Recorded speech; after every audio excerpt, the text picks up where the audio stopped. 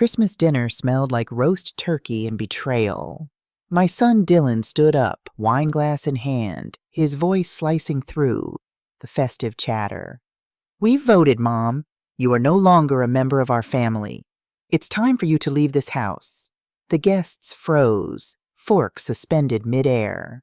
Victoria, my daughter-in-law, smiled slightly, her red lips curved in satisfaction. I smiled back, reaching for the folder I'd placed beside my plate hours earlier. "Here's a parting gift for you, son," I said, my voice steadier than my heart. Dylan opened it, and his face drained of all color. He screamed. Everyone was watching, unaware that my revenge had just begun. They thought they had destroyed me, but they were wrong. "I'm glad to have you here. Follow my story until the end and comment the city you're watching from." Let me take you back 3 months before that fateful Christmas dinner, when the first cracks began to show in what I thought was an unbreakable bond with my only son. Chechimunk. The first autumn chill had settled over Chicago, painting the oak trees in our yard brilliant shades of amber and gold. I stood in my kitchen, the one I'd designed with oversized windows to capture the morning light, and watched leaves drift to the ground. This house was my masterpiece. As an architect for over 30 years, I'd designed dozens of buildings, but this was different.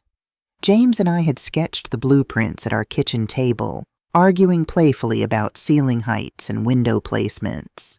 We'd built it together, brick by stubborn brick. Now, 3 years after cancer stole him from me, I still felt James in every corner of this house. The kitchen island where he'd cooked Sunday pancakes. The study with the slightly crooked bookshelf he'd insisted on building himself. The master bathroom with 2 sinks, though I now used only one. The doorbell's chime interrupted my thoughts. Dylan and Victoria had arrived for Sunday dinner, a tradition I desperately maintained, hoping to bridge the growing distance between us. "Mom," Dylan said, wrapping me in a quick, perfunctory hug. At 38, he'd grown to look so much like his father, the same strong jawline, the same crinkles around his eyes when he smiled. But lately, those smiles had become rare. Victoria followed, her designer boots clicking on the hardwood floors. She air-kissed my cheek, the scent of her expensive perfume lingering long after she'd moved past me into the living room. "This place looks more outdated every time we visit," she said, running a manicured finger along the antique side table James and I had found at a flea market in Michigan. I bit my tongue, something I'd been doing more frequently around my daughter-in-law. "Dinner's almost ready. I made your favorite pot roast, Dylan." My son barely looked up from his phone. "Great, Mom." Dinner was a stilted affair. Victoria dominated the conversation, talking about the promotion she was hoping for at the marketing firm where she worked. Dylan nodded along, occasionally glancing at me as if remembering I was there. "How's the architectural consulting going?" Dylan finally asked, the first direct question he'd posed to me all evening. "It's going well. Johnson and Associates asked me to review plans for a new library downtown. It's part-time, but I enjoy keeping my hand in the—" "Mom!" Dylan interrupted, setting down his fork with a clatter that made me flinch. "We've been meaning to talk to you about something important." The sudden seriousness in his tone sent a chill through me. Victoria straightened in her chair, a small smile playing at the corners of her mouth. "We think it's time you consider downsizing," Dylan continued. "This house is too big for one person. The maintenance alone must be overwhelming."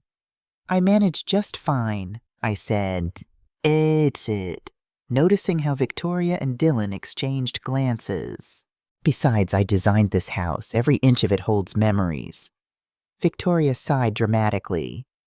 "Barbara, memories don't keep the roof from leaking or the foundation from settling. This place needs major updates. The kitchen alone is straight out of the 1990s. "I like my kitchen," I said, trying to keep my voice even. "And the roof doesn't leak." Dylan leaned forward, his face a mask of concern that didn't quite reach his eyes. "Mom, We're worried about you. Living alone in this big house, it's not practical. You're not getting any younger." The words stung more than they should have. At 65, I was hardly decrepit. I still swam 40 laps 3 times a week at the community pool. I still took the stairs instead of the elevator. I still remembered every blueprint I'd ever drawn. "What exactly are you proposing?" I asked, though I already suspected the answer. "We think you should sell the house," Victoria said, her voice suddenly gentle, as if speaking to a child. "We found a lovely retirement community in Oak Park. You'd have your own apartment, but with people around if you need help." "Help with what?" I felt my temper rising. "I don't need help. I'm perfectly capable of living independently." Dylan reached across the table, taking my hand in his. It felt foreign, this sudden affection. "Mom, we're just trying to look out for you. The money from the house sale would set you up comfortably." "And what about you two?" I asked, pulling my hand away. "What's your interest in me selling this house?" A flicker of something, guilt, annoyance, crossed Dylan's face. "We're thinking of starting a family soon. We've outgrown our condo, and honestly, it would be nice to have a proper house. Maybe this house." And there it was. They wanted my house, the house James and I had built with our savings, our dreams, our future in mind. The house that was meant to be our haven in retirement, filled with grandchildren and laughter. "I see." The pot roast turned to ash in my mouth. "And you expect me to just hand over the keys and shuffle off to some apartment?" "Mom, you're being dramatic," Dylan said, his voice hardening. "We're offering to help you transition to the next phase of your life." "The next phase." I repeated his words slowly. "You mean waiting to die in a retirement village while you two live in my home?" Victoria's smile disappeared. "Barbara, that's unfair. We're trying to help." I stood up, gathering their barely touched plates. "I think dinner's over. I'm not selling my house. Not now, not ever." Dylan pushed back his chair with enough force to make the water glasses tremble. "You're being selfish, Mom. This house is wasted on one person. We need the space more than you do." I turned away, unable to look at the stranger my son had become. "I think you should leave." The front door slammed minutes later, the sound echoing through the empty house. I sank into a kitchen chair, my hands shaking as I reached for my phone. I needed to talk to someone who would understand the hurt tearing through me. But who? Most of my friends had moved to warmer climates after retirement. James was gone. Dylan, my only child, had just revealed himself as a stranger. I'd never felt more alone. The following week passed in a blur of missed calls from Dylan, calls I chose not to answer. I threw myself into the library project, grateful for the distraction of work. But as Friday evening approached, I found myself dreading another weekend alone with my thoughts. The knock at my door came just as I was considering opening a bottle of wine. Through the peephole, I saw Sarah Jenkins, James's oldest friend from college and now my closest confidant. "I was in the neighborhood and thought you might want some company," she said, holding up a bottle of Merlot. "Though by the look in your face, maybe you need something stronger." I managed a weak smile, stepping aside to let her in. "Wine's perfect. I've had a hell of a week." Sarah made herself at home, grabbing glasses while I found a corkscrew. We settled in the living room, the space James and I had designed for entertaining now feeling cavernous with just 2 people. "Dylan called me," Sarah said, not one for preambles. "He's worried about you. Says you're refusing to answer his calls." I swirled the wine in my glass, watching the burgundy liquid cling to the sides. "Did he tell you why?" "Something about wanting you to consider downsizing and you taking it the wrong way." Sarah studied my face. "But I'm guessing there's more to it." I told her everything, the Sunday dinner ambush, the retirement village pamphlets Dylan had conveniently left on my coffee table, Victoria's thinly veiled comments about my outdated home. Sarah's expression darkened with each detail. They want your house? The house you and James designed together? Apparently it's wasted on just me. My voice cracked despite my best efforts.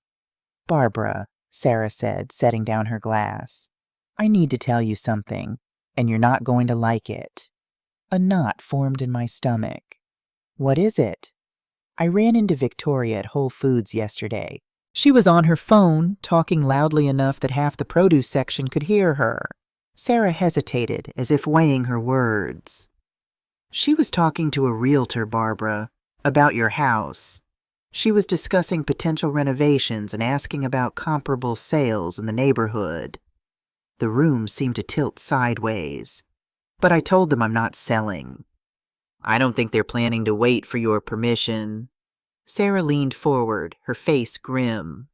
She said, and I'm quoting here, once we get the competency evaluation, we should be able to move quickly. Competency evaluation? The words didn't make sense, even as a chill settled in my bones. They think I'm incompetent. I think they're trying to build a case that you can't make decisions for yourself anymore. That way, Dylan could petition for guardianship. My wine glass trembled in my hand. My son wants to declare me incompetent so he can take my house? I don't know if it's Dylan or Victoria driving this, Sarah said gently. But either way, you need to protect yourself. I thought of the last 3 years since James died, how I'd struggled with grief but had ultimately found my footing. I'd continued working, maintained the house, stayed active in my professional associations. There wasn't a single reason anyone could possibly question my competence, unless they manufactured one. What should I do? I asked, hating the tremor in my voice. Sarah squared her shoulders, a determined glint in her eye. First, we document everything. Every conversation, every text message, every voicemail. Second, you get a lawyer, not just any lawyer, a good one who specializes in elder law. Elder law, I repeated, the term grating on my ears. I'm only 65. Doesn't matter. These are the attorneys who deal with guardianship issues. Sarah squeezed my hand. And third, you need to be very, very careful around Dylan and Victoria. Don't give them any ammunition. I can't believe this is happening. The realization that my own son might be plotting against me was almost too much to bear. James would be heartbroken. Sarah's eyes softened. James would tell you to fight, and he'd be right there beside you, raising hell. For the first time since that disastrous Sunday dinner, I felt a flicker of resolve. James would fight, and so would I.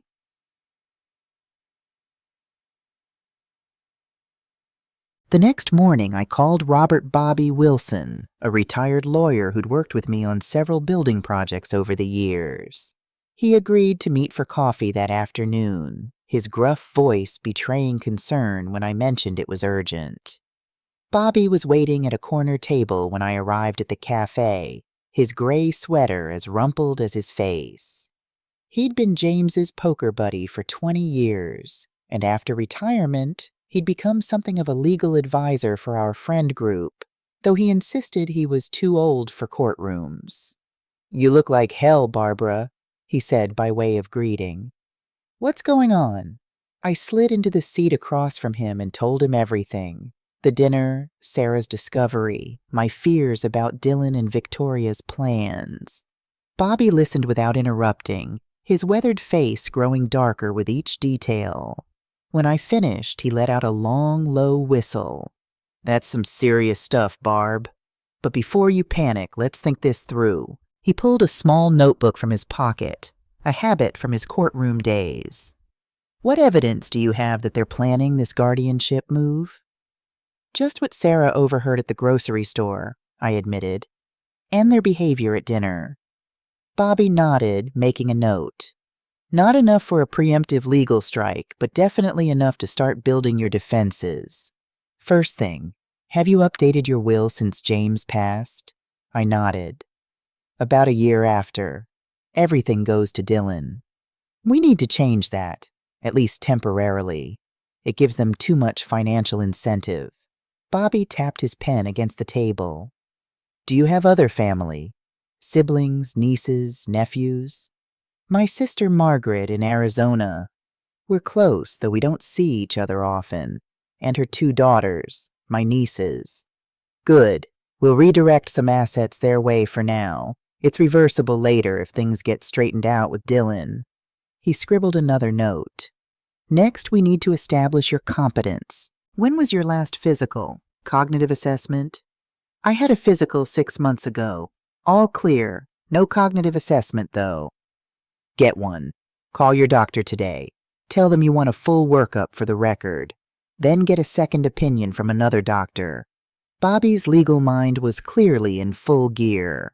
We need to create a paper trail showing you're sharp as a tack, which you are. The cafe buzzed around us, people laughing, chatting, living their normal lives while mine was imploding. This feels surreal, Bobby. My own son. Family can be the worst when money or property is involved, Bobby said, his voice gentling. I've seen it too many times, but we're not going to let them steamroll you. He hesitated. There's something else we should consider, Barb. What if you simply confronted Dylan? Called him out on what you know? I'd considered it, but something held me back. If he denies it, we've shown our hand, and if he admits it, I couldn't finish the sentence. Then you'll know exactly where you stand, Bobby completed my thought. Look, I know Dylan, known him since he was knee-high. This doesn't sound like him. It doesn't, I agreed, a lump forming in my throat. But Victoria, Bobby nodded knowingly. The daughter-in-law factor, tale as old as time. She's always been materialistic, but this is beyond that. It's predatory. I wrapped my hands around my coffee mug, seeking warmth. And Dylan just follows her lead now. Then we need to find out who's really driving this bus, Bobby said. And in the meantime, we protect your assets and document everything. As we parted ways outside the cafe, Bobby gave me a quick, fierce hug. You're not alone in this, Barb. James would haunt me for eternity if I didn't look out for you. For the first time in days, I felt a small smile tug at my lips. He would at that. I walked to my car with a new sense of purpose. If Dylan and Victoria wanted a fight, they'd get one. But it would be on my terms, not theirs. The next morning, I woke to 3 missed calls from Dylan and a text message asking if he could stop by that evening to clear the air. My instinct was to refuse, but Bobby's advice echoed in my mind. We needed to know who was driving this plan. I texted back a simple 7 p.m. works. The day crawled by as I prepared for his visit. I called my doctor and scheduled both a physical and a cognitive assessment, explaining I needed documentation for estate planning purposes. I called Amanda Collins, an attorney Bobby had recommended who specialized in elder law, and set up an appointment for the following week. Then I did something that felt both necessary and wrong. I set up my phone to record conversations. Bobby had been clear. Michigan was a one-party consent state, meaning I could legally record conversations I was part of without informing the other person. At precisely 7:00 p.m., the doorbell rang. I took a deep breath, checked that the recording app was running, and opened the door. Dylan stood on my porch, a conciliatory smile on his face. Thanks for seeing me, Mom. I brought your favorite. He held up a bag from Patelli's Bakery, chocolate eclairs, a peace offering. Come in, I said, stepping aside. I deliberately didn't take the bag, forcing him to carry it to the kitchen himself. We settled at the kitchen island, the pastries between us untouched. Dylan ran a hand through his hair, a nervous gesture he'd had since childhood. Look, Mom, I want to apologize for Sunday. Victoria and I didn't handle that conversation well. I kept my expression neutral.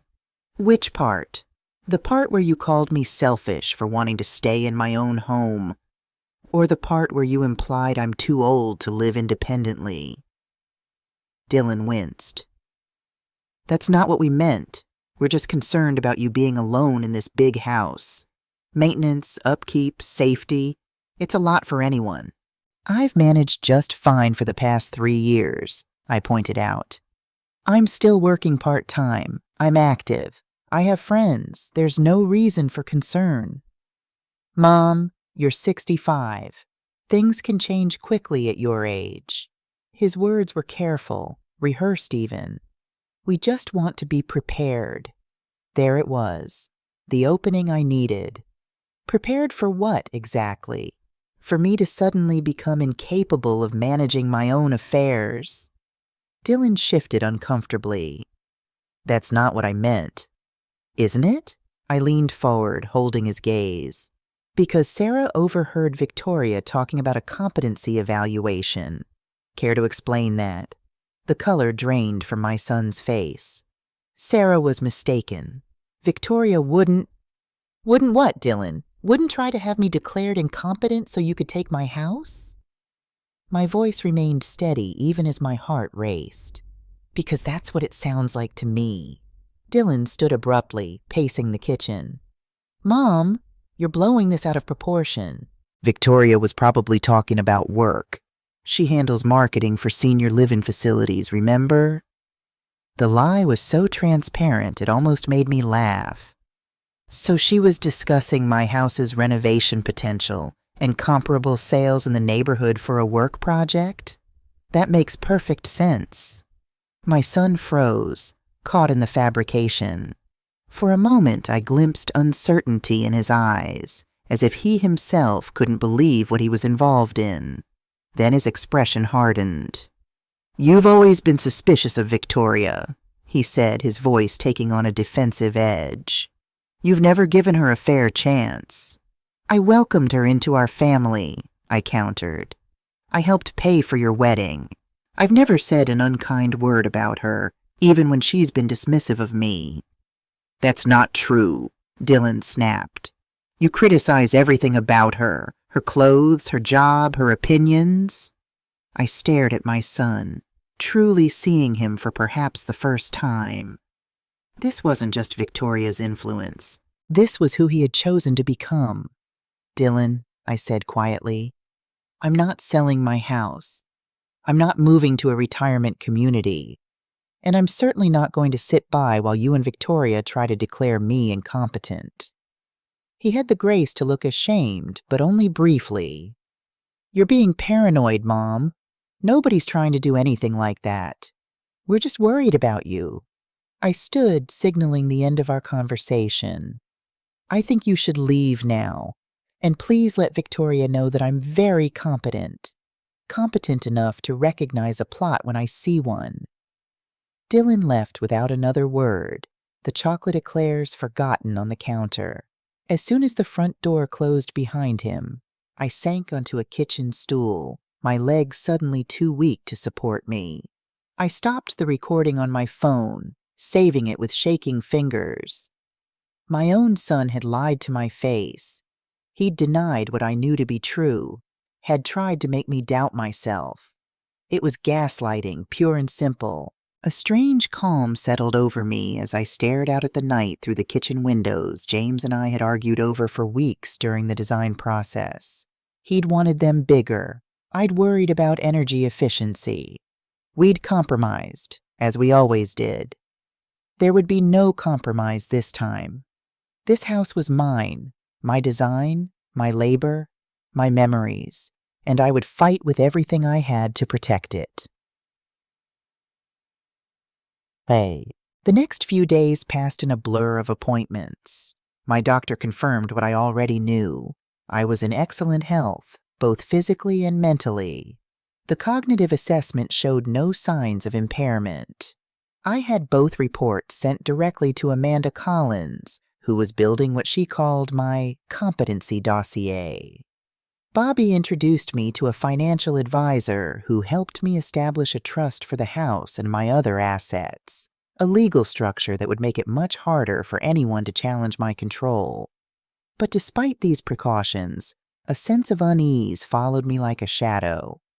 I found myself checking the locks twice before bed, jumping when the phone rang, scrutinizing every text message from Dylan for hidden meanings.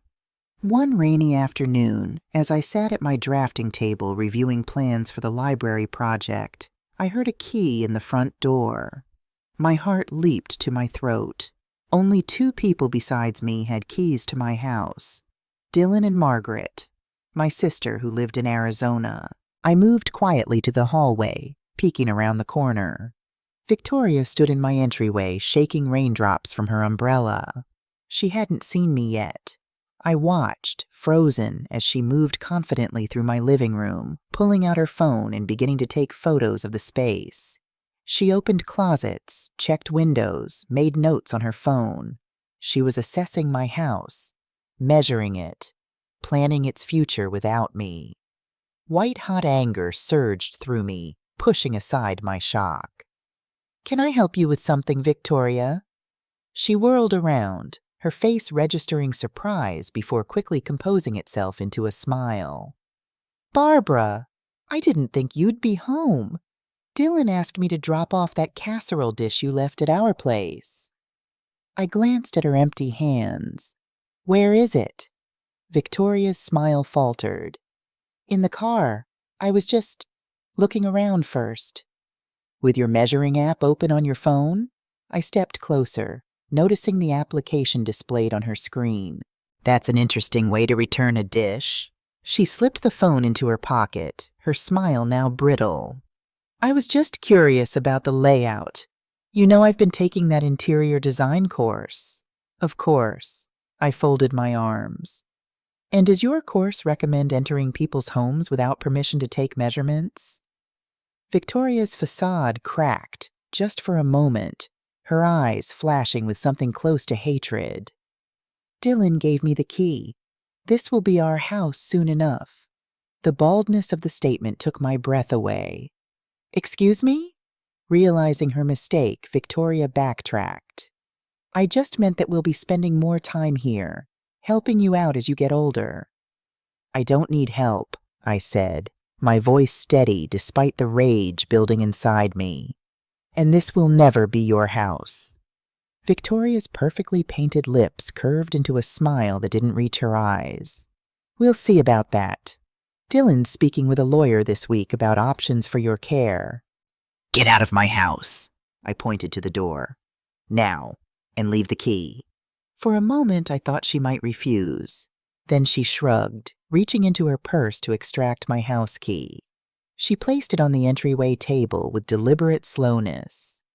"You know, Barbara, this would all be so much easier if you'd cooperate. Dylan's worried sick about you. Strange behavior, paranoia, forgetting conversations. These can be early signs of cognitive decline." I stepped closer, close enough to see the flecks of mascara beneath her lower lashes. "I'm recording this conversation, Victoria. Would you like to repeat those false claims about my mental state for the record?" Her eyes widened slightly. She hadn't noticed the phone in my hand. Without another word, she grabbed her umbrella and left, the door closing with a decisive click behind her. I leaned against the wall, adrenaline draining away and leaving exhaustion in its wake. They were moving faster than I'd anticipated. Dylan was already consulting lawyers. Victoria was already measuring my home. I needed to accelerate my own plans. With trembling fingers, I called Bobby. "They're making their move," I said when he answered. "We need to act now." "I'll be there in 20 minutes, he promised. "Don't do anything until I arrive." While waiting, I went through the house, checking each room for signs Victoria might have tampered with something. In my study, I noticed papers had been disturbed on my desk, financial statements I'd been reviewing. In the kitchen, several prescription bottles had been moved from their usual place in the cabinet. They were gathering evidence, creating a narrative of an elderly woman unable to manage her medications or finances. The realization sent ice through my veins. When Bobby arrived, his face grim as I showed him what I'd found, he shook his head in disgust. "This is elder abuse, Barbara. Plain and simple." "It's my son," I said, the words still impossible to comprehend. "My own child is doing this to me." Bobby's weathered face softened. "It's more likely Victoria driving this, but Dylan's complicit. Either way, we need to act decisively." We sat at my kitchen table, the same table where James and I had sketched the blueprints for this house, where Dylan had done his homework as a teenager, where our family had shared countless meals and conversations. "First," Bobby said, opening his briefcase, "we need to change the locks. Today. Not just new keys. New locks with a security system that alerts your phone if anyone enters." I nodded, making a note to call a locksmith. "Second, we need to move up the trust paperwork. Amanda Collins can file it tomorrow if we get everything signed tonight." He pulled out a stack of documents. "This puts your house and assets into a trust that you control.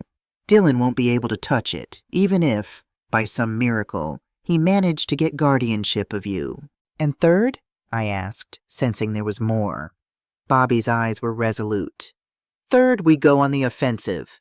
We send a cease and desist letter to both Dylan and Victoria, detailing their harassment and trespassing. We inform them that any further attempts to enter your home without permission will result in legal action." "A legal threat against my own son," I whispered, the words bitter on my tongue. "It's not what any parent wants," Bobby acknowledged, "but they forced your hand, Barb. They're trying to take everything from you. Your home, your independence, your dignity. You have to fight back."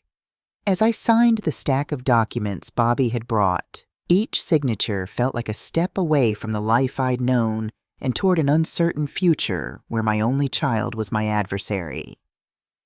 "What if they escalate?" I asked, the question that had been haunting me. "What if they try to force the issue somehow?" Bobby closed his briefcase with a decisive click. "Then we'll be ready. Trust me, Barbara. They've picked a fight with the wrong woman." After he left, I stood in my kitchen, surrounded by the home James and I had built together, the home where we'd raised our son. Grief and determination warred within me. In my mind, I could almost hear James's voice. "Don't let them take our dream, Barb. Fight for it." And I would, no matter what it cost me. The locksmith arrived within the hour, changing every lock and installing a security system with cameras covering all entrances. As night fell, I sat in my living room, watching the security feeds on my tablet, feeling like a stranger in my own home. My phone buzzed with a text from Dylan. "Mom, we need to talk. This has gone too far." I didn't respond.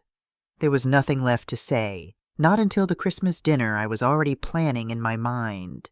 The dinner where everything would change. The dinner where I would take back my life. The manila folder felt heavy in my hands, though it contained only a few sheets of paper. I sat at my kitchen table at 2 a.m., the house silent except for the occasional creaking of the old oak beams that James had insisted on salvaging from a demolished barn in Wisconsin. The security system's tiny green light blinked reassuringly in the corner of the room. Sleep had become my enemy since Victoria's unauthorized tour of my home 3 days ago.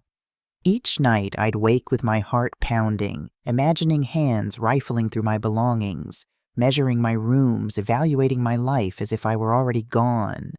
So instead of fighting for sleep, I fought for information. The folder contained printouts of Dylan and Victoria's financial statements, documents I'd never imagined I would need to see. My hands trembled slightly as I spread them across the table, the moonlight streaming through the kitchen windows, illuminating a story of financial disaster. Credit card statements showed balances nearing $50,000 across 5 different cards. Most charges were for restaurants I couldn't afford, clothing brands I'd never heard of, and weekend getaways to places I'd only seen in magazines. A mortgage statement for their downtown condo showed 2 missed payments and a threatening letter from the bank. But what made my stomach clench was the statement for a property I didn't recognize. A vacation investment property at Lake Geneva purchased 18 months ago. They were 3 months behind on those payments, too, with a foreclosure notice dated just last week. "Oh, Dylan," I whispered to the empty kitchen. "What have you done?" The son I raised had been careful with money.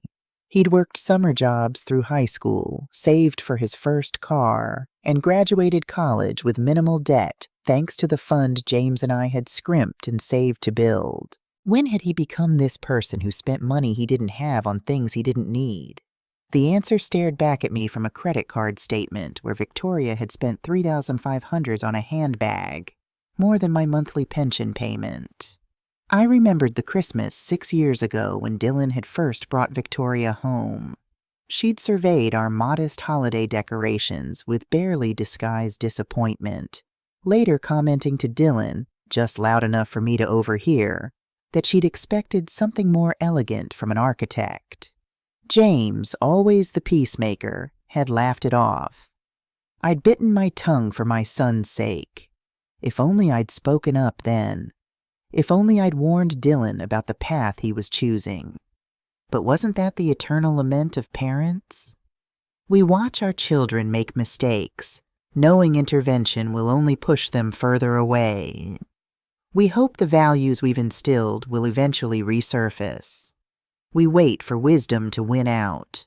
Now my waiting had led me here, to 2 a.m. investigations and security systems and legal maneuvers against my only child. A notification lit up my phone screen. Dylan trying to access the front door. The new security system had captured him standing on my porch at 1:47 a.m., key in hand, discovering the locks had been changed. The look of frustrated disbelief on his face sent a chill down my spine. What had he wanted in my house in the middle of the night? I gathered the financial documents, securing them in my safe. A wedding gift from James's parents that we'd always used for passports and birth certificates, never imagining it would one day hold evidence against our son. As dawn broke over Chicago, painting my kitchen in soft golden light, I made a decision. This wasn't just about protecting my home anymore. This was about saving my son from the disaster he and Victoria were creating, even if he hated me for it.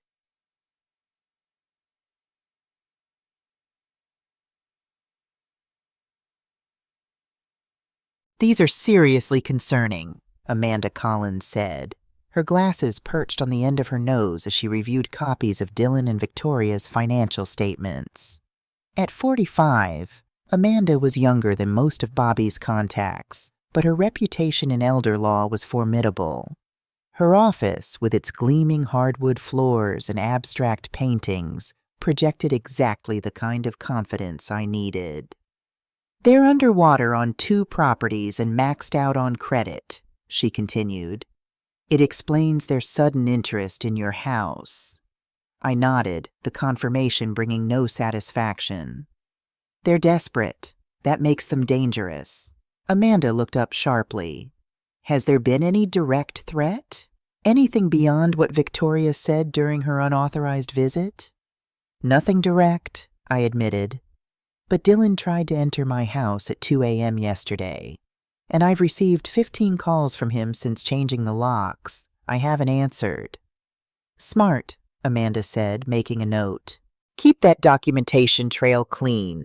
Let him leave voicemails if he wants to communicate." She flipped through the file I'd brought. "The trust paperwork is proceeding nicely. By next week, your house and major assets will be secured. And if they try to move forward with a competency evaluation?" Amanda's smile was sharp. "Then they'll be facing an uphill battle against your recent medical clearances, continued professional work, and extensive documentation of their financial motives." She leaned forward. "Barbara, I need to ask you something important. What's your endgame here?" The question caught me off guard. "My endgame?" "Yes. Are you looking to permanently cut ties with Dylan? Or is there a path back to reconciliation if he sees reason? The thought of never speaking to my son again sent a physical pain through my chest. Despite everything, he was still the baby I'd held in my arms, the boy who'd called for me after nightmares, the young man who'd made James and me so proud at his college graduation. I want my son back, I sassed, my voice barely above a whisper. But not like this. Not with Victoria controlling him. Not with lies between us. Amanda nodded, her expression softening. Then we build our strategy accordingly. Firm boundaries, legal protections, but always with a door left open. She closed my file. The Christmas dinner you mentioned, are you sure it's wise to confront them there? It's the perfect setting, I said, more confident than I felt. The entire family will be present. They won't be able to control the narrative or twist my words. Just be prepared for it to get ugly, Amanda warned. People backed into corners rarely respond graciously. As I drove home from Amanda's office, her words echoed in my mind. Was I prepared for things to get ugly? For the possibility that Dylan might never forgive me? That my intervention might permanently sever our relationship rather than save it?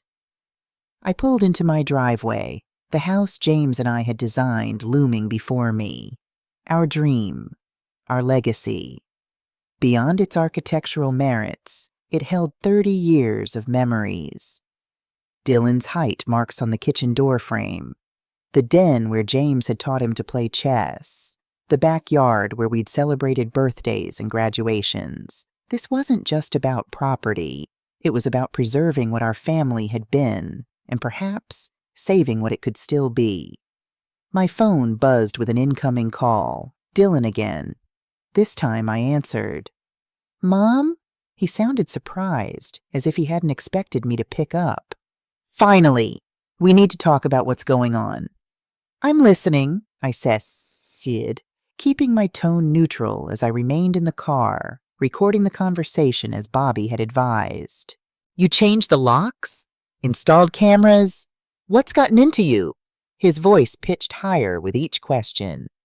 Victoria is hurt that you'd think she entered without permission. She told me she texted you before coming over. The lie was so blatant I almost laughed. Dylan, I have security footage of her entering with a key and photographing my home. There was no text. A pause. She must have forgotten to send it. Look, Mom, this paranoia isn't like you. It's exactly why we're concerned. Paranoia would be imagining things, Dylan. I have video evidence. I kept my voice steady. Just like I have evidence of your financial troubles. The foreclosure notice on the Lake Geneva property. The maxed out credit cards. Is that why you want my house? To solve your financial problems? Another longer pause. When he spoke again, his voice had a dangerous edge I'd never heard before. You've been spying on our finances? That's illegal, Mom. Is it illegal for a mother to be concerned about her son? To want to understand why he suddenly wants to ship her off to a retirement home and take her house? I fought to keep the hurt from my voice. What happened to you, Dylan? This isn't how we raised you. Oh, here it comes. The guilt trip. His bitter laugh cut through the phone. You and Dad and your perfect morals, your modest lifestyle. Do you know how embarrassing it was growing up with parents who could have afforded more but chose to live like we were middle class? The words stung more than I expected. We taught you the value of money, of earning what you have, of living within your means. Well, I've chosen differently, Dylan snapped. Victoria and I want more from life than what you settled for. And yes, we have debts, but that's normal these days. Everyone lives on credit. Not everyone misses mortgage payments and faces foreclosure, I pointed out. Not everyone tries to solve their problems by taking their mother's home. That's not... He stopped abruptly. Look, this conversation isn't productive. Victoria and I want to host Christmas this year. At our place. The whole family. It would mean a lot to us. The sudden change of subject gave me emotional whiplash. Christmas? You want to talk about Christmas now? It's only 6 weeks away, Mom. Margaret's already confirmed she's flying in with the girls. I thought we could start a new tradition. Victoria's an amazing hostess. I gripped the steering wheel, understanding dawning. They wanted to control the setting, to present me to the family in their territory, where they could shape perceptions and manage the narrative. Actually, I said, I've already started planning, here at the house, just like James would have wanted. Mom, I'll send out invitations this week. I hope you and Victoria can make it. I infused my voice with a sweetness I didn't feel. I'd hate for you to miss it. I ended the call before he could respond, my hand shaking slightly as I put down the phone. The first shot had been fired. Dylan now knew I was aware of their financial situation and that I had evidence of Victoria's trespassing. He also knew I wasn't going to quietly hand over my home. The ball was in their court now, and I needed to be prepared for their next move.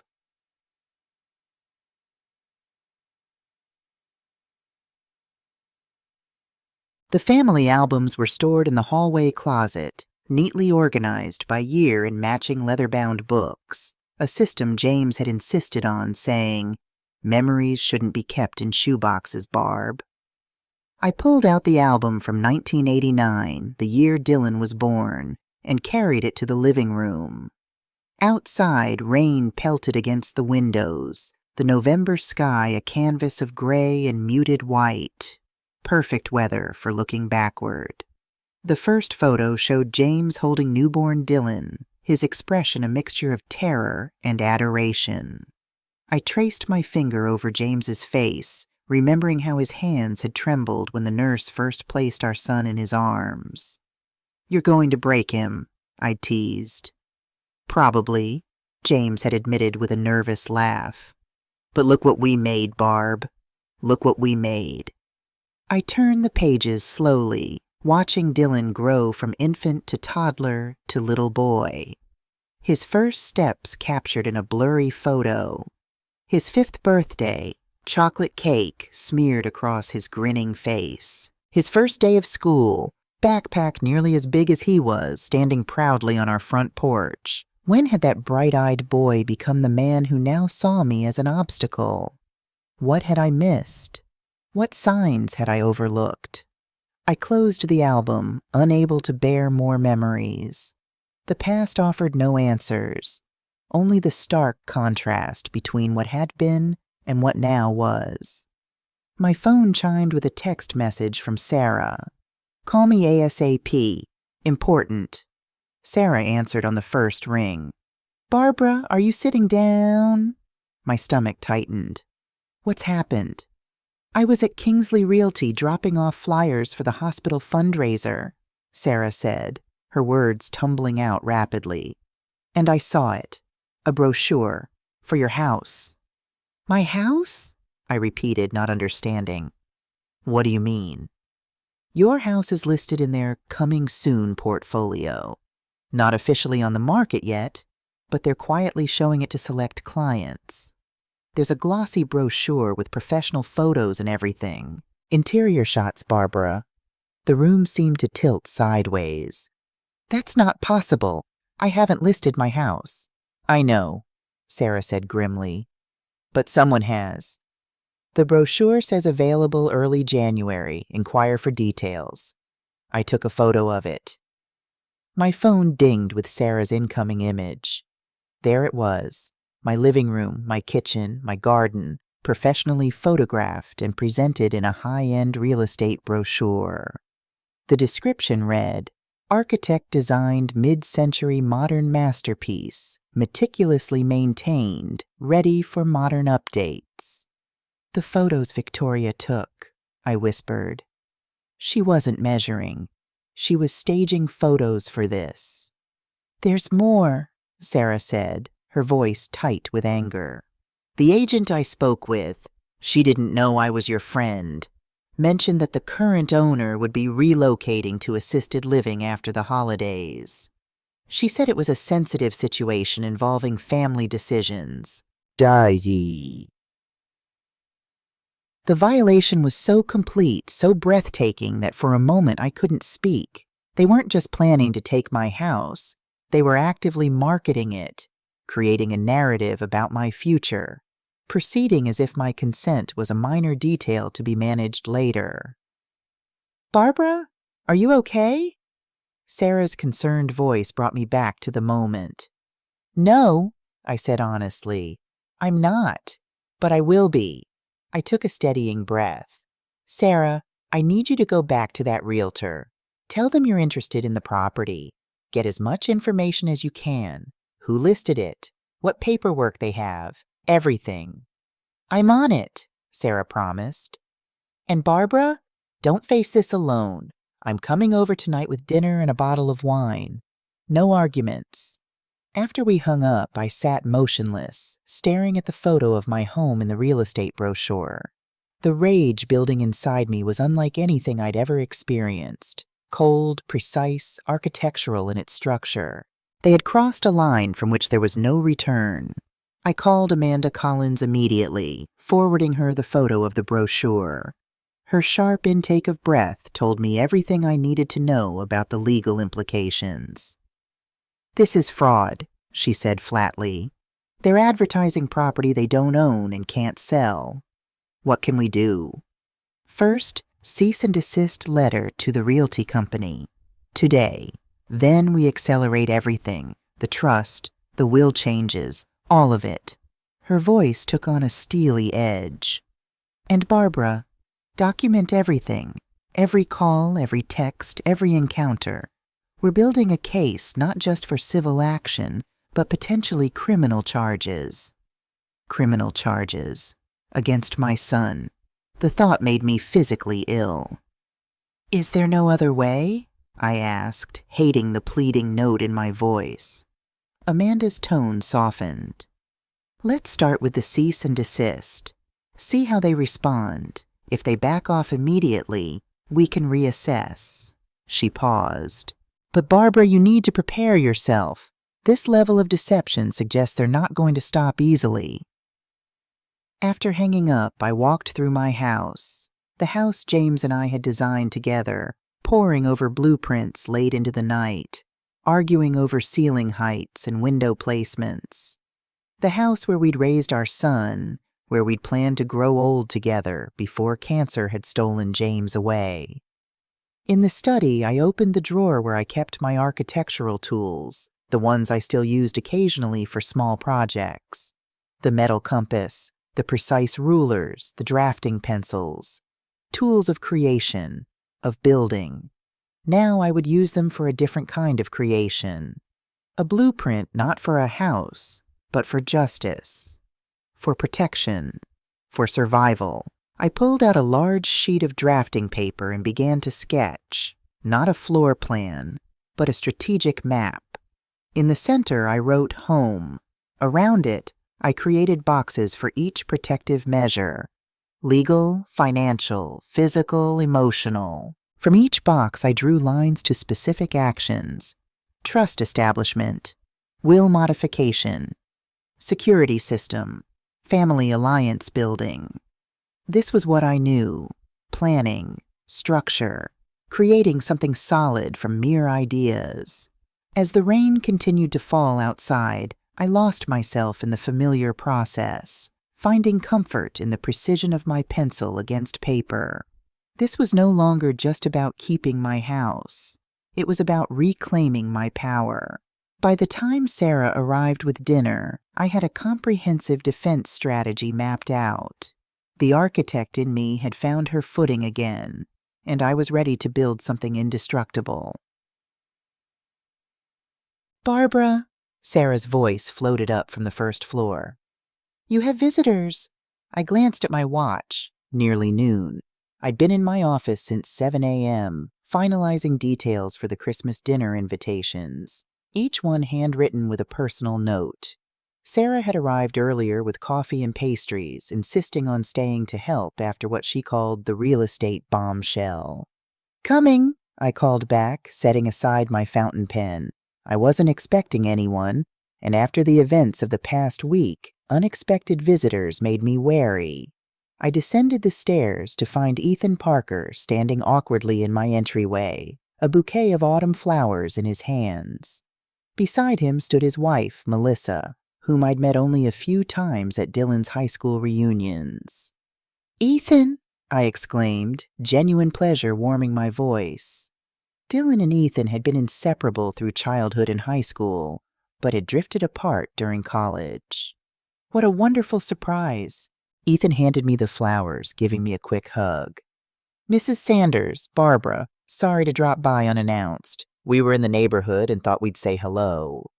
The formality in his tone suggested this wasn't merely a social call.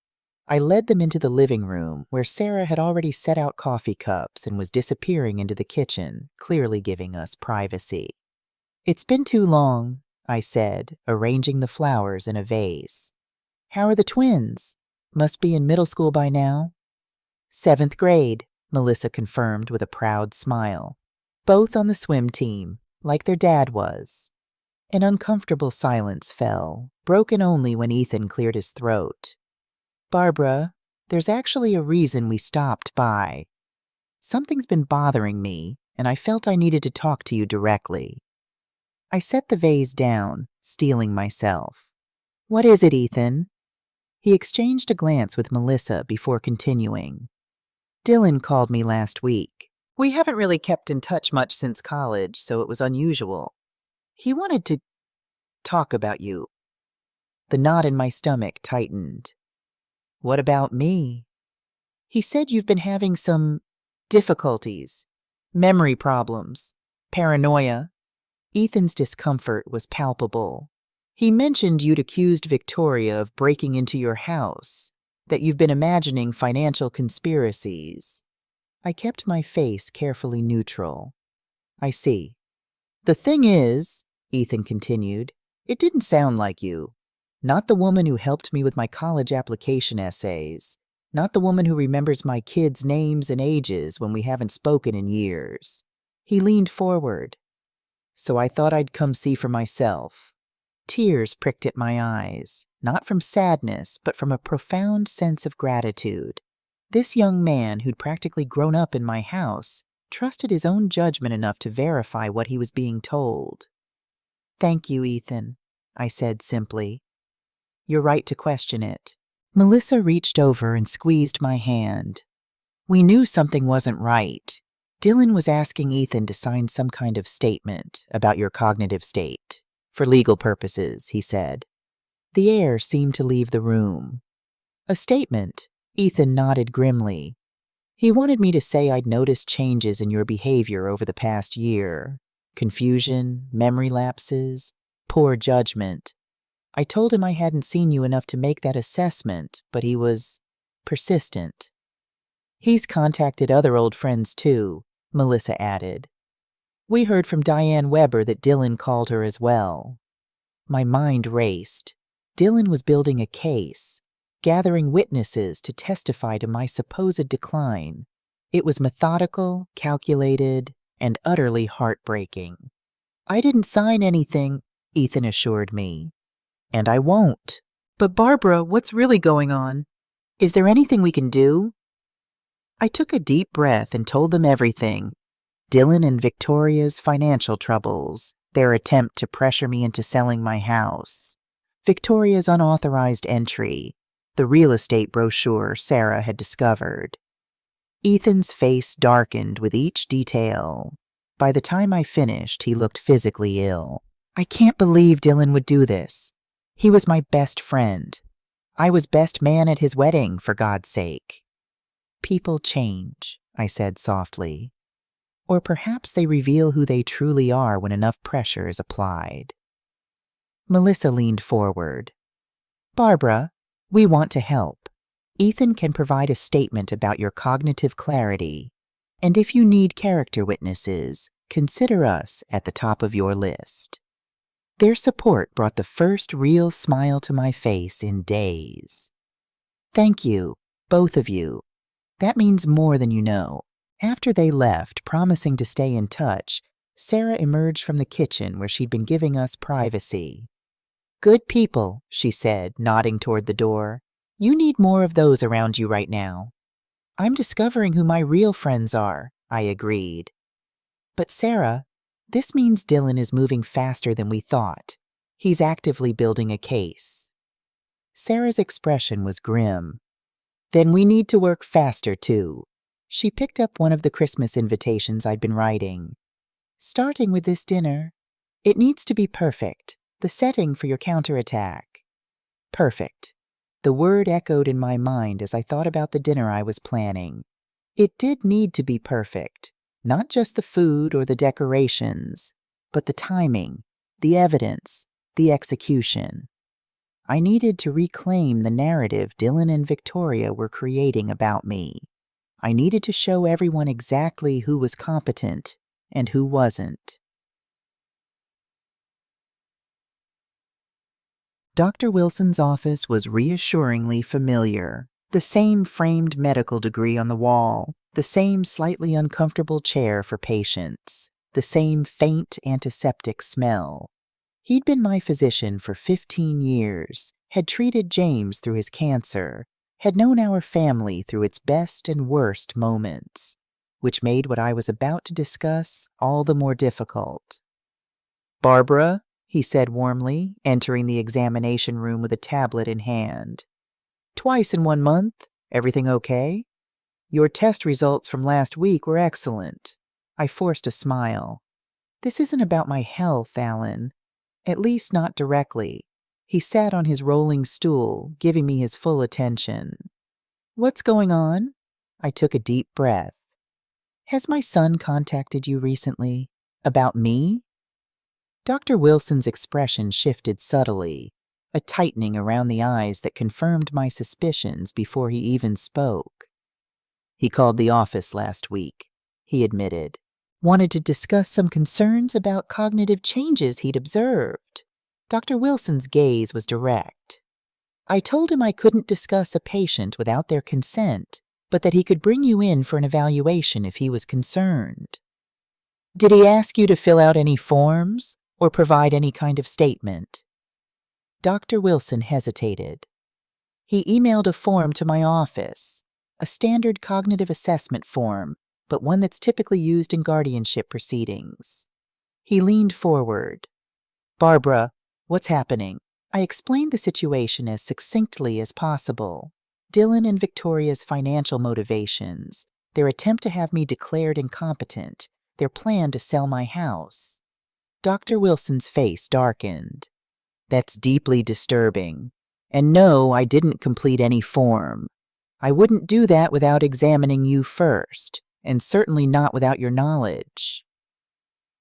Relief washed over me. Thank you, Alan. But, he continued, this raises serious concerns. If Dylan is contacting multiple people seeking documentation of cognitive impairment that doesn't exist, that's a form of elder abuse. The term hit me like a physical blow. Elder abuse.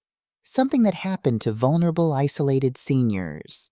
Not to me, a still-working architect with a sharp mind and good health. Except that was exactly what was happening. I'm taking legal steps, I assured him.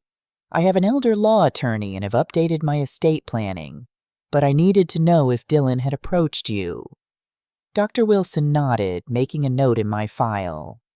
I'm documenting this conversation, Barbara, and I'm going to add a flag to your medical records requiring direct patient consent for any information release. He looked up. If you'd like, I can also write a current cognitive assessment stating explicitly that you show no signs of impairment. That would be helpful, I said, grateful for his understanding. My attorney is building what she calls my competency dossier. As Dr. Wilson typed notes into my file, I gazed out the window at the gray November sky. Snow was forecast for the weekend, the first of the season. James had always loved the first snow, would insist on walking through the park regardless of the temperature, his face turned up to catch the flakes. "I miss your husband," Dr. Wilson said suddenly, as if reading my thoughts. "James was a good man. He'd be proud of how you're handling this." Would he? I wondered. Or would he be heartbroken to see what our son had become, what our family had devolved into? I hope so, was all I could manage. On the drive home, fat snowflakes began to fall, melting instantly on my windshield. The first snow of the season, right on schedule. I pulled over, unable to continue driving as tears blurred my vision. "I don't know what to do, James," I whispered to the empty car. "How do I fight our son without destroying him? Without destroying myself?" Only the soft patter of snowflakes against the car answered me. The key turned in my front door, but the lock didn't give. I tried again, jiggling the handle, before the realization hit me like a physical blow. The locks had been changed. Again, I stood on my own front porch, grocery bags heavy in my arms, as snow fell around me. The Christmas wreath I'd hung just that morning still adorned the door, a cruel contrast to the locked house behind it. Setting down the groceries, I pulled out my phone to call the locksmith who'd installed my security system. Before I could dial, a text message arrived from Dylan. "We need to talk, now." Fury rose in me, hot and clarifying. I called him immediately. "Did you change my locks?" I demanded when he answered. "Yes." No pretense, no denial. "You need help, Mom. Professional help." "By locking me out of my own home? In the snow? With groceries that will spoil?" My voice shook with rage. "How dare you?" "It's for your own safety," Dylan said, his tone maddeningly calm. "Victoria found your medications all over the counter yesterday. You're not taking them properly. You're becoming dangerous to yourself." Victoria was in my house? Again? The violation was becoming routine, yet no less infuriating. And I don't have medications scattered anywhere. I take 2 pills, one for blood pressure, one for cholesterol. They're in the cabinet where they belong. "Mom, please, we found them. We took photos." Dylan's voice took on a rehearsed quality. "We filed for emergency guardianship. The hearing is tomorrow. We didn't want to do this, but your behavior has left us no choice." The world seemed to tilt beneath my feet. Emergency guardianship? Based on what? Based on your increasingly erratic behavior. The paranoia, the confusion about your medications, the security cameras you've installed, the accusations against Victoria. I steadied myself against the porch railing, mind racing. They were moving faster than Amanda had anticipated, using my own security measures as evidence against me. "Where am I supposed to go tonight, Dylan? It's snowing. You've locked me out of my home." A moment of hesitation. "We've booked you a room at Sunrise Assisted Living, just for evaluation. A car is on its way to pick you up." You've got to be kidding me. I looked down the street, half expecting to see an ambulance approaching. "I'm not going to any assisted living facility. I'm going into my house." "Mom," I ended the call and immediately dialed Amanda Collins. She answered on the second ring. "They've changed my locks," I said without preamble, "and filed for emergency guardianship. Hearing tomorrow, apparently." Amanda's sharp intake of breath was the only indication of her surprise. "Where are you now?" "Standing on my front porch with melting groceries," I said, a hysterical laugh threatening to escape. "They've booked me a room at Sunrise Assisted Living. Apparently a car is coming to collect me." "Don't go anywhere," Amanda said, her voice steely with determination. "I'm calling Judge Reyes right now. We'll get an emergency injunction. And Barbara, call the police. Report a break-in and unauthorized lock change. This is your property, not theirs." I ended the call and dialed 911, explaining the situation as calmly as I could to the dispatcher. As I waited for the police to arrive, I sat on my porch swing, the same swing where James and I had spent countless summer evenings watching the neighborhood children play. Snow continued to fall, dusting my shoulders and hair. The Christmas wreath on my door suddenly seemed like a mockery of the season's spirit. Peace on earth, goodwill toward men. What a joke. A police cruiser pulled up within 20 minutes, followed closely by Amanda's sleek Audi. The young officer approached cautiously, perhaps expecting the confused elderly woman Dylan had described. "Mrs. Sanders, I'm Officer Ramirez. You reported a break-in?" I stood, brushing snow from my coat. "My son and daughter-in-law changed the locks on my home without permission. I own this house. My name is on the deed." Amanda strode up the walk, briefcase in hand. "I'm Amanda Collins, Mrs. Sanders' attorney. I have copies of the deed and property records right here." Officer Ramirez looked between us, clearly assessing the situation. "Ma'am, is your son here? Can we speak with him?" "He's not here," I said. "He did this while I was out, then texted me to say he's filed for emergency guardianship and booked me into an assisted living facility." Amanda handed the officer a folder. "These are Mrs. Sanders' property documents. And this," she pulled out another document, "is a copy of her recent medical evaluation showing she is completely competent. This is elder abuse, officer."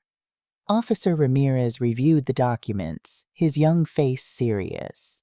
"I'll need to call this in, get guidance from my sergeant." While he returned to his cruiser to make the call, Amanda turned to me. "I spoke with Judge Reyes. He's furious. Emergency guardianship requires imminent danger, not vague claims about medication management. He's reviewing the petition now and will likely dismiss it, but we need to be in court tomorrow regardless." "Can they really just lock me out of my home?" I asked, still struggling to believe the reality of my situation. "No, they can't.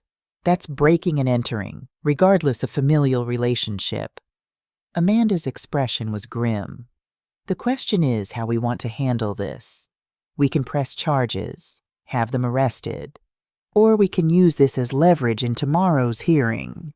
Before I could respond, a black Lincoln Town car pulled up to the curb. A uniformed driver emerged, approaching the porch tentatively. "Mrs. Sanders, I'm here to take you to Sunrise Assisted Living." Amanda stepped forward, every inch the formidable attorney. "You can leave. Mrs. Sanders won't be requiring your services." The driver hesitated, glancing at his phone. "I was told to insist that she needs supervision." "What she needs," Amanda said coldly, "is for people to stop breaking the law. She's not going anywhere. If you continue to harass her, I'll add your employer to the lawsuit we're preparing." The driver retreated, clearly deciding this wasn't worth the trouble. Officer Ramirez returned from his cruiser.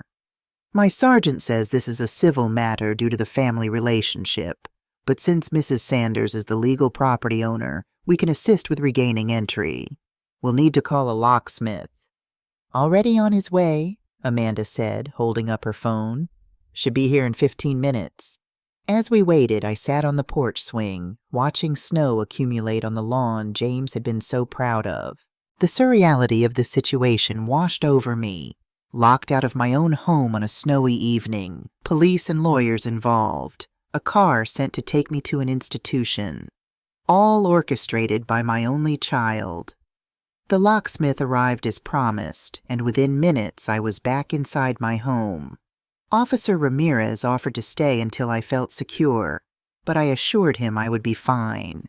Amanda insisted on staying as well, helping me put away the groceries that had miraculously survived the cold. "They'll try something else," she warned as we worked.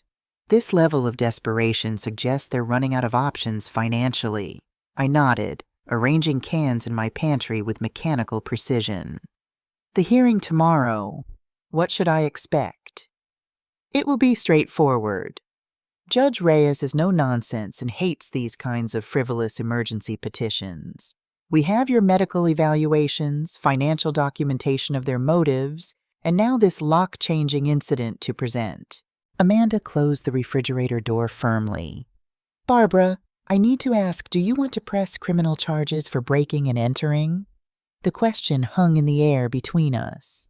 Criminal charges against Dylan, my son, in handcuffs, a court date, possible jail time. "Not yet," I said finally. "Let's see what happens at the hearing tomorrow." "But Amanda," I met her gaze directly, "I want the trust finalized today, and I want to change my will, immediately." Amanda nodded, understanding the gravity of my decision. "I'll make the calls. We'll have the paperwork ready by morning." After she left, I stood in my kitchen, the house eerily quiet after the chaos of the evening. My security system blinked reassuringly in the corner, newly reset by the locksmith. I walked through each room, touching familiar objects, reassuring myself that this was still my home. In Dylan's old bedroom, now a guest room, I paused before the bookshelf still filled with his childhood favorites. Where the Wild Things Are, The Hobbit, science encyclopedias he'd pored over for hours. The boy who had loved those books was gone. In his place was a stranger willing to lock his mother out in the snow. I closed the door on the remnants of that boy and returned to my study. There I pulled out the invitation list for Christmas dinner, adding 2 names, Officer Ramirez and Judge Reyes. The stage was set. The players were in position.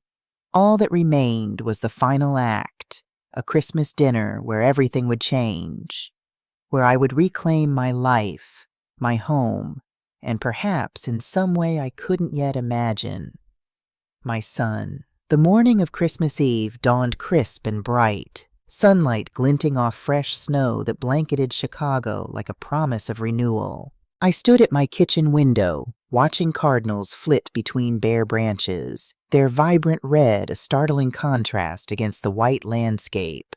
"Everything's ready," Sarah said, emerging from the dining room where we'd spent the morning setting the table with my best china, the wedding gift from James's parents that we'd used only for special occasions. "The place cards are set. The folder is at your seat." I nodded, my throat too tight for words. After weeks of preparation, legal maneuvers, and emotional turmoil, the day had finally arrived. Christmas dinner, the stage for my confrontation with Dylan and Victoria, the moment when truth would finally overtake deception. The guardianship hearing had gone exactly as Amanda predicted.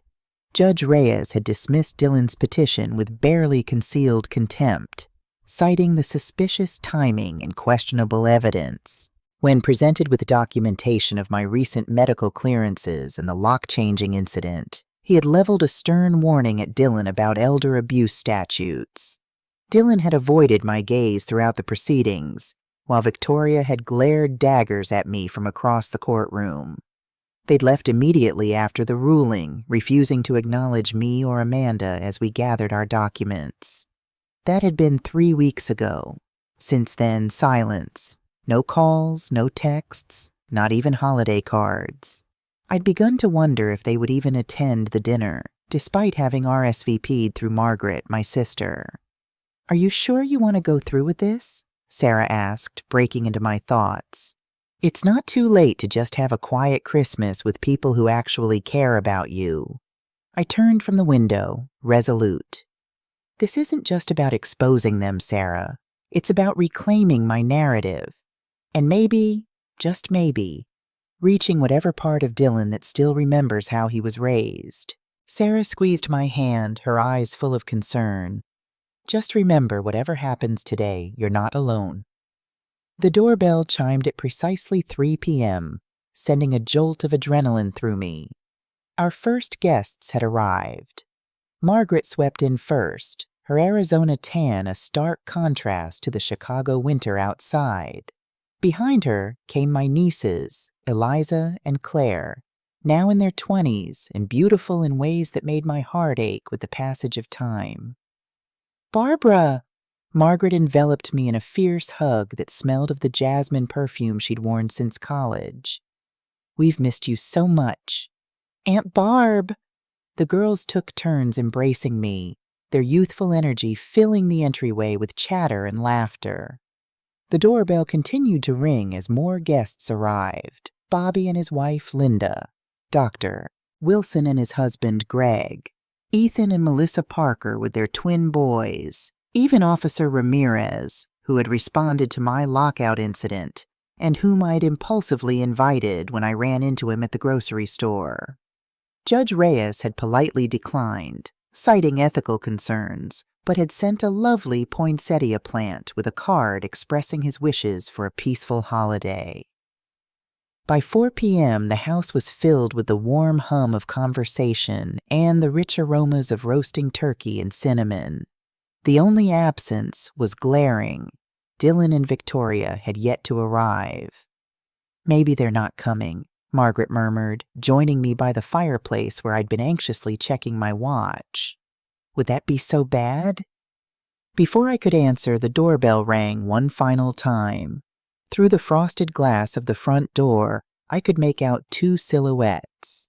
They had come. I opened the door to find Dylan and Victoria standing stiffly on my porch, both dressed impeccably. Dylan in a charcoal suit I'd never seen before, Victoria in a red cocktail dress that probably cost more than my monthly pension. Neither smiled. "Mom," Dylan said, his voice carefully neutral. "Merry Christmas." "Merry Christmas," I replied, stepping aside to let them in. "I'm glad you could make it." Victoria's eyes darted around the entryway, noting the security camera discreetly mounted in the corner, her lips tightening almost imperceptibly. "Lovely decorations, Barbara. Very traditional." The slight emphasis on traditional was clearly meant as a critique, but I merely smiled. "Thank you, Victoria. James always loved a classic Christmas." Dylan's expression flickered at the mention of his father's name, the first genuine emotion I'd seen from him in weeks. Good. I needed him to remember, to feel. I led them into the living room where the other guests had gathered. A momentary hush fell as they entered, followed by a rush of artificially bright greetings. Everyone in the room knew about the guardianship hearing. News had traveled quickly through our small circle. "Dinner will be ready in about 20 minutes, I announced, deliberately cheerful. "Please, everyone help yourselves to drinks." As the conversations resumed, I retreated to the kitchen, needing a moment to steady my nerves. Sarah followed, wordlessly handing me a glass of water. "They came," she said, a note of surprise in her voice. "Of course they did," I replied, sipping the water. They couldn't risk appearing unreasonable by skipping a family Christmas, not after the judge's warning about their behavior. Sarah squeezed my shoulder. "You're ready for this, Barbara. Remember that." Dinner was served precisely at 5 p.m., everyone finding their assigned seats around my antique oak dining table. I'd placed Dylan and Victoria directly across from me, where I could see their faces clearly. Margaret sat at my right, Sarah at my left, my strongest allies positioned close. The manila folder, the centerpiece of my plan, sat beside my plate, innocuous yet somehow drawing curious glances from around the table. Conversation flowed cautiously as we passed serving dishes around the table. My turkey was praised. Victoria's wine selection was complimented. The children's school achievements were discussed. On the surface, it was a normal family Christmas dinner, but the undercurrent of tension was unmistakable, like electricity before a storm. I waited until everyone had been served, until wine glasses had been refilled and the initial hunger satisfied. Then, just as the conversation began to lag, I gently tapped my glass with my fork. The table fell silent, all eyes turning to me. "I want to thank you all for being here," I began, my voice steadier than I'd expected. Christmas was always James's favorite holiday. He loved having the house full of people, full of laughter. I paused, allowing myself a moment to gather strength from the memory of my husband. This year has been challenging for me in ways I never anticipated. Dylan shifted in his seat, his gaze fixed on his plate. Victoria's perfectly manicured hand tightened around her wine glass. Many of you know that there have been some difficult family matters recently, I continued. I've been reluctant to discuss them openly, but I've come to realize that silence only enables further harm. Mom, Dylan interrupted, his voice low but sharp. This isn't the time or place. Actually, I said, meeting his gaze directly, this is exactly the time and place, with family and friends who care about the truth. I picked up the manila folder, its weight somehow reassuring in my hands. 3 months ago, Dylan and Victoria suggested I should sell this house, the home James and I designed together, the home where we raised our son. When I refused, things escalated in ways I still find difficult to believe. Victoria leaned forward. Barbara, perhaps we could discuss this privately, after dinner. For everyone's comfort? Her attempt to derail me was transparent. I think we're past private discussions, Victoria, especially after you entered my home without permission to take photos for a real estate listing, or after you and Dylan changed my locks and tried to have me committed to an assisted living facility. Gasps echoed around the table. Margaret's hand found mine under the tablecloth, squeezing tightly. That's not what happened, Dylan protested, his face flushing. We were concerned for your safety, your health. You've been acting erratically. Erratically? I opened the folder, pulling out the first document. My recent medical and cognitive assessments. According to my doctor, who's sitting right here, I'm in excellent health with no cognitive impairment whatsoever. I slid the paper toward the center of the table where others could see it. Yet you contacted my physician requesting forms for a competency evaluation without my knowledge. Dr. Wilson nodded gravely when several guests looked his way for confirmation. You contacted Ethan, I continued, nodding toward my son's childhood friend, asking him to sign a statement saying he'd noticed cognitive decline in me, despite the fact he hadn't seen me in years. Ethan cleared his throat uncomfortably. It's true. I refuse to sign anything. Dylan's composure cracked visibly. This is ridiculous. We were trying to help. By listing my house with Kingsley Realty, I pulled out a copy of the brochure Sarah had discovered. A house you don't own, claiming I would be relocating to assisted living after the holidays? A decision you had no right to make? Victoria's porcelain mask slipped, her eyes darting around the table as if searching for allies and finding none. There's been a misunderstanding. No misunderstanding, I said firmly, extracting the next document. Printouts of their financial statements. You and Dylan are deeply in debt. Your Lake Geneva property is in foreclosure. You have 5 maxed out credit cards. You needed my house to solve your financial problems. The silence that followed was deafening. Margaret stared at Dylan in open shock. Bobby nodded grimly, unsurprised by information he'd helped me uncover. You had no right to look at our private financial information, Victoria hissed, abandoning pretense entirely. That's illegal. Not when it's relevant to establishing motive for elder abuse, I replied calmly. Which is exactly what your actions constitute according to Judge Reyes, who dismissed your guardianship petition and warned you about potential criminal charges. Dylan pushed his chair back abruptly, the legs scraping harshly against the hardwood floor. This is a witch hunt. You've turned everyone against us with half-truths and exaggerations. Half-truths? I pulled out my phone, tapping the screen to access the security footage. Like the half-truth of Victoria entering my home unauthorized to stage photos for a real estate listing, I turned the screen toward the table, showing crystal-clear footage of Victoria measuring my living room, taking photos, opening closets. Victoria's face drained of color.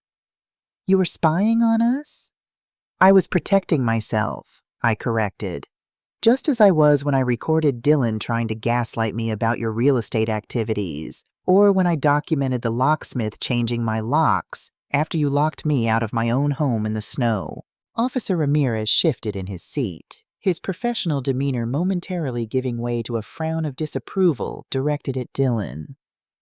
You never cared about my welfare, I continued, my voice finally beginning to tremble with the emotion I'd been suppressing. This was always about money, about my house, about what you could take from me. Dylan stood suddenly, his napkin falling to the floor. This is insane.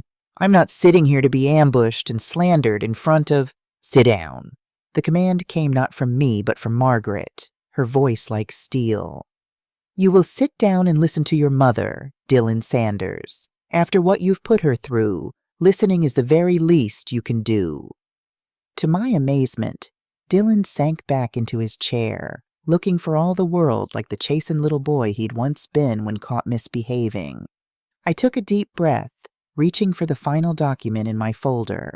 This morning I finalized changes to my will and established an irrevocable trust for this house. Upon my death, hopefully many years from now, this property and half my assets will go to a foundation supporting young architects from disadvantaged backgrounds. Dylan's head snapped up, his expression a mixture of shock and fury. You're disinheriting me?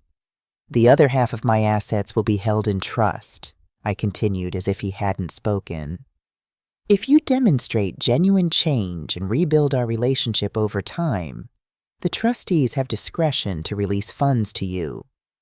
But this house, I gestured to the beautiful space around us, will never be yours to sell. It will serve a purpose that honors your father's memory and my life's work.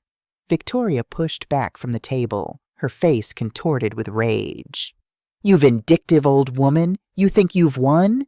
This isn't over. Actually, Victoria, it is, Bobby interjected, his lawyer's voice cutting through her anger. The trust is ironclad. I helped draft it myself. And should you attempt any further actions against Barbara, legal or otherwise, there's enough evidence here for criminal charges. Victoria turned to Dylan, clearly expecting him to defend them, to continue fighting. But my son sat motionless, staring at the table with an expression I couldn't quite read. The dining room fell silent except for the soft crackling of the fireplace in the adjacent living room. Outside, snow had begun to fall again, fat flakes drifting past the windows like fragments of a different world. I think, Margaret said quietly, that it might be best if Dylan and Victoria left now. No one disagreed. Victoria grabbed her purse, her movements jerky with suppressed fury. Let's go, Dylan. This family is toxic. But Dylan didn't move.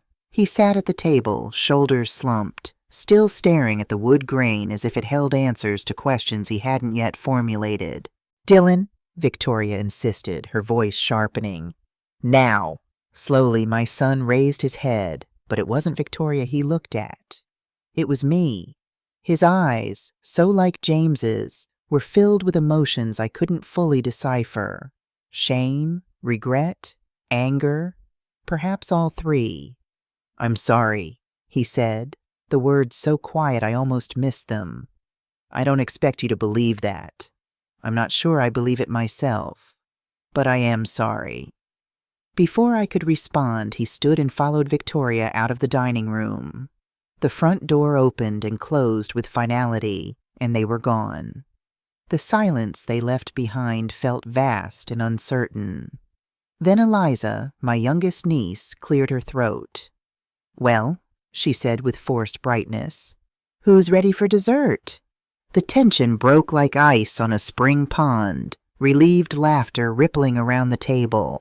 As conversations cautiously resumed, I excused myself and slipped away to the kitchen, needing a moment alone. I stood at the sink, staring out at the falling snow, trying to process the emotions coursing through me. Relief, yes. Vindication, certainly. but also a profound sadness that cut deeper than I'd anticipated. I'd won the battle, protected my home and my dignity, but I'd lost my son in the process. A gentle hand touched my shoulder. I turned to find Margaret standing beside me, her eyes filled with compassion. "You did what you had to do," she said simply. "Did I?" I asked, doubt suddenly flooding me. Maybe there was another way. Maybe if I'd tried harder to understand what drove them to this. "Barbara Sanders," Margaret interrupted firmly, "do not start questioning yourself now. They tried to declare you incompetent. They tried to steal your home. They locked you out in the snow. There was no misunderstanding here, just greed and entitlement." "He's still my son," I whispered, the words catching in my throat. Margaret pulled me into a tight hug. "Yes, he is. And maybe someday he'll remember what that means. But today, you protected yourself when no one else would have. James would be proud." I nodded against her shoulder, allowing myself to draw strength from her certainty. We returned to the dining room together, where Sarah had already begun serving my apple pie, James's favorite, made from his mother's recipe. The evening continued, the atmosphere gradually warming as the drama receded. By the time guests began departing near midnight, hugs were warmer, laughter more genuine. The specter of confrontation faded into memory. Sarah was the last to leave, helping me load the dishwasher and wrap leftover turkey. "You were magnificent," she said, tying up a garbage bag. "Absolutely magnificent." "I don't feel magnificent," I admitted. "I feel hollow." Sarah's expression softened. "That's normal. You've been running on adrenaline and righteous anger for weeks. Now it's over, and there's a void where all that energy used to be." She squeezed my hand. "It will pass. You'll find your balance again." After she left, I moved through my quiet house, turning off lights, straightening chairs, restoring order. In the living room, I paused before the Christmas tree James and I had always decorated together. Since his death, I'd maintained the tradition alone, placing each ornament exactly where he would have wanted it. A small wrapped package caught my eye, one I hadn't noticed earlier amid the flurry of dinner preparations. The tag read simply "For Mom" in Dylan's handwriting. With trembling fingers, I opened it to find a small velvet box. Inside was a silver charm bracelet I recognized immediately. It had belonged to James's mother. I'd given it to Victoria on her birthday 3 years ago, a peace offering during a particularly strained period in our relationship. Attached to the bracelet was a note card. "Mom, this belongs with you. I'm sorry for everything. Dylan."